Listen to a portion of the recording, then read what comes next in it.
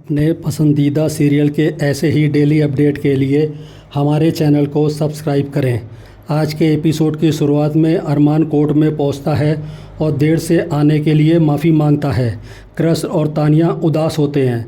जज कार्रवाई शुरू करने के लिए बोलती हैं। जैसे ही अरमान बोलने की कोशिश करता है उसे चक्कर से आते हैं। अरमान जज से माफ़ी मांगता है और पानी पीता है। अबीरा घबरा जाती है। अरमान कहता है सब ठीक है, थोड़ा इंतज़ार करो। अरमान अपनी ज़ोरदार दलील रखता है कि अबीरा जिम्मेदार नागरिक है और इनका कोई क्रिमिनल रिकॉर्ड नहीं है।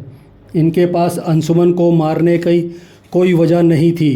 तभी दूसरा वकील कहता है अबीरा के पास वजह थी। ये एक बार अंशुमन से शादी कैंसिल कर चुकी हैं और दूसरी बार कैंसिल होने के बाद इनके बीच झगड़ा हुआ और इन्होंने अंशुमन को मार दिया। अरमान दलील देता है पहली बार अंशुमन ने खुद शादी कैंसिल की थी और दूसरी बार शादी कैंसिल होने की वजह बताने के लिए मैं गवाह को बुलाना चाहता हूँ। जज उसे इजाज़त देती हैं। अरमान फैमिली कोर्ट के रजिस्ट्रार को बुलाता है और उसे सारी बात बताने को कहता है।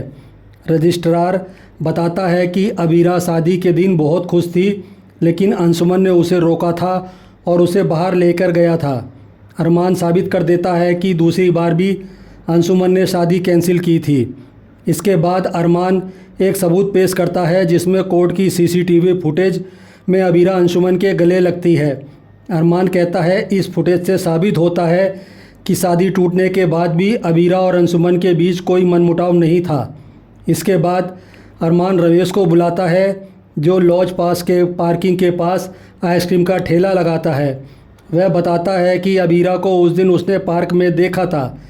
रमेश कहता है ये मैडम उस दिन दुल्हन के जोड़े में थी, इसलिए मुझे याद है। अरमान के पूछने पर रमेश बताता है अबीरा उस दिन अकेली थी, लेकिन बाद में अंशुमन आकर उसे लेकर गया था। इसके बाद अरमान जज से कहता है शादी टूटने के बाद भी इन दोनों में कोई प्रॉब्लम नहीं थी, इसलिए अबीरा के पास अंशुमन की जान लेने की कोई वजह नहीं थी। क्रश और तानिया घबरा जाते हैं। इसके बाद अरमान कैफ़े के वेटर को बुलाता है और पूछता है कि अंशुमन की कॉफ़ी उसने लाकर दी थी। वेटर हाँ कहता है। तभी अरमान वेटर पर अंशुमन के मर्डर का इल्ज़ाम लगा देता है।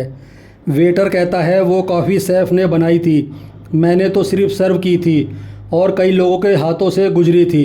अरमान होशियारी से कहता है कि जब कॉफ़ी इतने सारे लोगों के हाथों से गुजरी थी तो इल्ज़ाम अबीरा पर कैसे लगाया जा सकता है।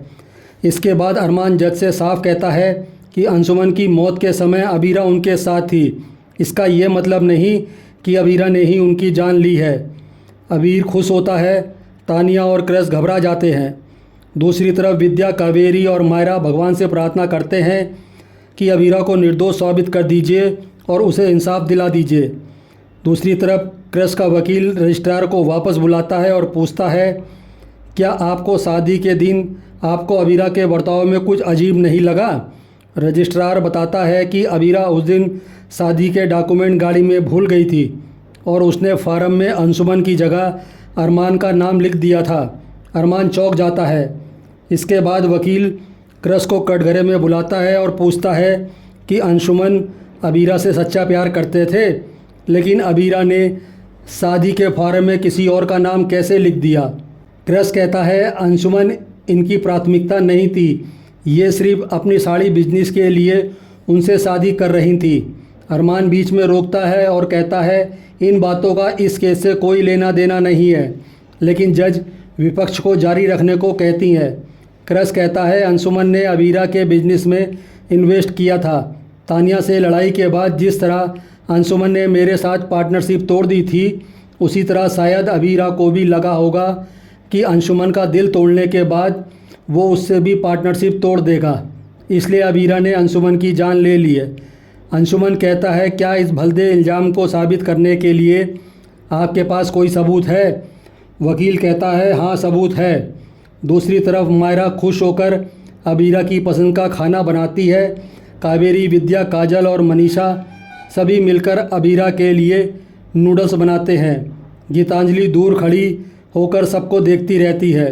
दूसरी तरफ कोर्ट में कैफ़े की सीसीटीवी फुटेज दिखाई जाती है जिसमें अबीरा कॉफ़ी में शुगर का पैकेट मिला रही होती है।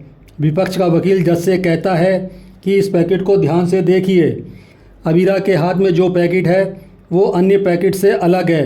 अरमान कहता है यह कोई दूसरे ब्रांड का पैकेट होगा। वकील कहता है उस कैफ़े में एक ही ब्रांड की चीनी आती है। इसके बाद वकील पैकेट वाला सबूत पेश करता है और बताता है कि इस पैकेट की लैब रिपोर्ट और अंशुमन की ऑटोप्सी रिपोर्ट से साबित होता है कि इस पैकेट में गैरकानूनी सब्सटेंस थे। अरमान और अबीरा हैरान हो जाते हैं। वकील कहता है कि अबीरा ने ये पैकेट काफ़ी में मिलाकर उसकी जान ले ली। वह पूरी तरह अबीरा को गुनहगार साबित कर देता है। अरमान घबरा जाता है। दूसरी तरफ सभी अबीरा के लिए खाने की टेबल सजा रहे होते हैं। इधर अबीर अरमान से कहता है कुछ तो बोलो। तभी जज फैसला सुनाती है कि अबीरा पर लगे इल्ज़ाम सही हैं। जज अबीरा को उम्र कैद की सज़ा सुना देती हैं। ये सुनते ही अबीरा टूटकर बिखर जाती है। क्रश और तानिया खुश होते हैं और चले जाते हैं। पुलिस अबीरा को ले जाने लगती है। वो अरमान से कहती है तुमने मुझे छुड़ाने का वादा किया था, तुम मुझे मायरा के पास लेके चलो। उम्र कैद का मतलब समझ रहे हो? पूकी बड़ी हो जाएगी, मेरी बेटी मुझे भूल जाएगी। पुलिस अबीरा को लेकर चली जाती है। अरमान को वास्तविकता का एहसास होता है और वह अबीरा के पीछे जाता है। इधर अबीरा के सामने मायरा आती है। अबीरा उसे तुरंत गले लगा लेती है। मायरा पूछती है क्या आपको वापस जेल भेज रहे हैं? अबीरा हामी भरती है। तभी मायरा उसे धक्का दे देती है और कहती है इसका मतलब आप बुरी हो, कोई बुरी औरत मेरी माँ नहीं हो सकती। अबीरा उसे समझाने की कोशिश करती है लेकिन मायरा उसे धक्का दे देती है। अबीरा वापस देखती है तो मायरा वहाँ नहीं होती है। ये उसका भ्रम होता है। अबीरा मायरा का नाम चिल्लाती है। अरमान भी मायरा और अबीरा के बारे में सोचकर बिखर जाता है। इसी के साथ एपिसोड ख़त्म हो जाता है। अगले एपिसोड में देखने को मिलेगा कि जेल में अबीरा का अपमान होता है और उसे बर्तन धोने के लिए कहा जाता है। एक औरत उसे डराते हुए कहती है अब तू बाहर कभी नहीं जाएगी, अब तेरी लाश ही बाहर जाएगी। दूसरी तरफ अरमान अबीरा को याद करता है और कसम खाता है कि मैं किसी भी हाल में अबीरा को जेल से छुड़ाऊंगा। आज का एपिसोड आपको कैसा लगा हमें कमेंट करके बताएं। साथ ही ऐसे ही डेली अपडेट के लिए वीडियो को लाइक करें और हमारे चैनल को सब्सक्राइब करें।